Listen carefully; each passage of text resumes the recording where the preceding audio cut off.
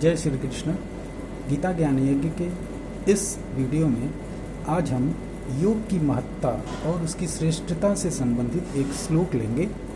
ये श्लोक गीता के 6ठे अध्याय का 46वां श्लोक है। श्लोक इस तरह से है, तपस्वी अधिको योगी ज्ञानिभ्यो मतो अधिक कर्मभ्यश्च अधिको योगी तस्माद् योगी भवार्जुन। श्री कृष्ण अर्जुन से कह रहे हैं कि अर्जुन, जो योगी है वो तपस्वियों से भी अधिक, ज्ञानियों से भी अधिक, कर्म योगियों से भी अधिक श्रेष्ठ होता है। इसलिए हे अर्जुन, तुम योगी बनो। अब हम जब कोई व्यक्ति आध्यात्मिक जीवन में आगे बढ़ता है, ईश्वर तत्व को जानने के लिए, आत्म तत्व को जानने के लिए का प्रयास करता है, तो वो विभिन्न मार्गों को अपनाता है, जिसमें सबसे पहले आता है तप का मार्ग। तप यानी कोई भूख व्रत रखता है, भूखे रहता है, कोई सिर्फ जल पी के रहता है, कोई एक पैर पे खड़े होकर तपस्या करता है, कोई 10 घंटे 8 घंटे बैठा रहता है, कोई सर्दी गर्मी धूप छाँव को सहन करता है।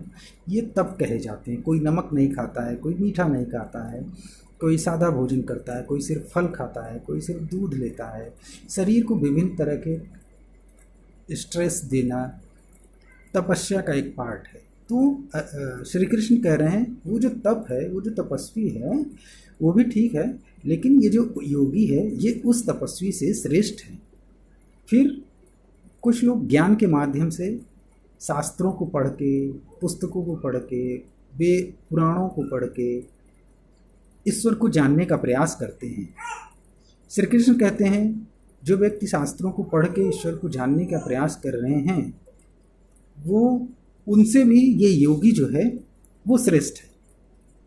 फिर कुछ लोग कर्मयोग करते हैं, सकाम कर्म यानी फल की इच्छा से कर्म, और निष्काम कर्म यानी दूसरों की सेवा करना, निस्वार्थ कर्म करना, परोपकार के कर्म करना। तो स्वार्थ वाले कर्म और निष्काम कर्म करते हैं। लेकिन श्री कृष्ण कह रहे हैं कि उससे भी बड़ा है वो योगी।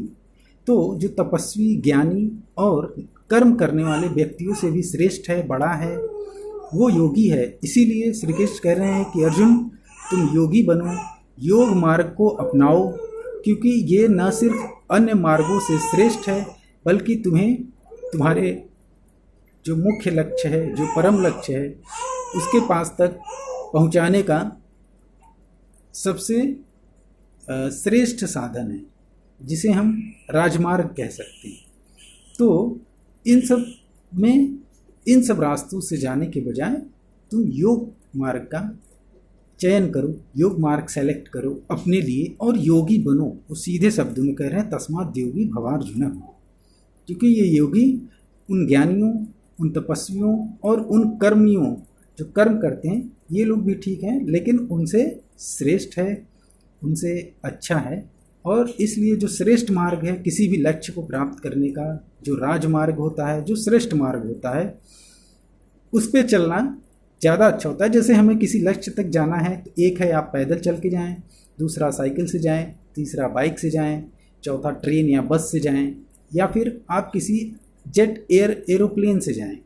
तो जेट एरोप्लेन जो है वो तेज़ी से पहुंचाएगा, कम समय लेगा, आराम से आपको आसानी से कम समय में बिना ज़्यादा मेहनत के, और वो उसका सर्वश्रेष्ठ माध्यम भी है कहीं पे पहुंचने का।